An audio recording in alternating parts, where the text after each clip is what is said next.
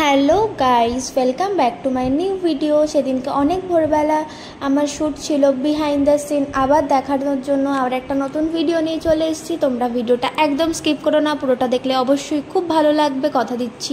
আর এরকম অনেক নতুন ভিডিও নিয়ে আসতে চলেছি খুব তাড়াতাড়ি। এই জিনিসটা দেখো, ভীষণ ইন্টারেস্টিং লাগছে, তাই না? আমারও খুব ভালো লেগেছে। এইটা ছিল একটা পাব, নিচে ক্যাফে ছিল। এই পাবটার নাম টিপসি টাইগার।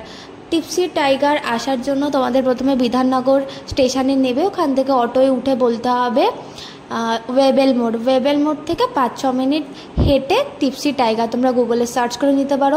সেদিনকে অনেকটা ভোরে আমার কল ছিল, 4টের সময় আমি ঘুম থেকে উঠেছি। তারপর আমি ট্রেনে করে বিধাননগর নেমেছি, তারপর ওয়েবেল মোড়ে এসে একটুখানি হেঁটে এসেছি।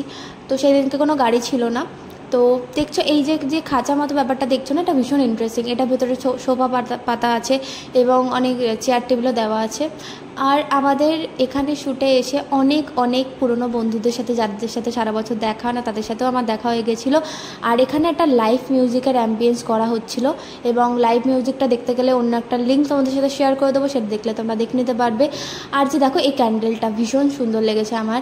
আর এখানে গ্লাসে ওয়াইন রাখা ছিল, যেটা অ্যাকচুয়াল ওয়াইন ছিল, বাট আমি তো খাইনি, আমি খাই না।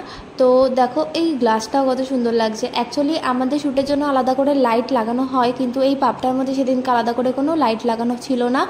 কারণ কি, এখানকার যা অ্যাম্বিয়েন্স অ্যাকচুয়ালি ন্যাচারালভাবেই রাখার জন্য আলাদা করে লাইট লাগানো হয়নি। পাবের মধ্যে যে কটা লাইট ছিল সে কটা লাইট দিয়েই কাজ হয়েছে। তো এখানে বসে লাইভ মিউজিক শুনতে শুনতে আমি ওই শ্যুটটাও কমপ্লিট করে নিয়েছিলাম। এখানে বিশেষ করে সিন ছিল না, ভিডিওটা দেখার পরে লাইভ করতে কিন্তু একদম ভুলো না। তো এটা অ্যাকচুয়ালি একটা ওয়েব সিরিজের শ্যুট ছিল, হিন্দি ওয়েব সিরিজ। তো এখানে এত সুন্দর সুন্দর সবাই, মানে এত তাড়াতাড়ি কাজ করছিল না, আমার ভীষণ ভালো লাগছিলো। এরকম কাজে যাব, তাড়াতাড়ি চটপট প্যাক আপ হয়ে যাবে, বাড়ি চলে আসতে কি ভাল লাগে না? আমারও বেশ ভালো লাগে। এই যে ব্যাপারটা আমি বারবার ভিডিও করছিলাম, এত ভালো লাগছিলো না, সবাই ওখানেই দাঁড়িয়েছিল, ওখানেই দেখছিল। আর দেখো এই লাইটগুলো, মাঙ্কির মধ্যে একটা একটা করে লাইট। এই জিনিসটার কথা তখন বললাম, সোফা, সামনের টেবিল। আর জানো তো, এই সোফার যে কালারটা না, এই সোফার কালারটা আমার ড্রেসের সাথে একদম ম্যাচ করে গেছে। আমার যে ড্রেসটা সেদিনকে ছিল, এই যে এই ড্রেসটা দেখো, পুরো সেম ম্যাচ করে গেছে। তো আমি একটু ভাবছিলাম, ঘুম পাচ্ছিলো প্রচুর আমার সেদিনকে, এত ঘুম পাচ্ছিলো, যেহেতু 4টের সময় উঠেছি, মানে আমার বলতে পারো সারা রাত ঘুমই হয়নি। তো না ঘুমিয়ে একটু চোখ মুখটা বসে গেছিলো।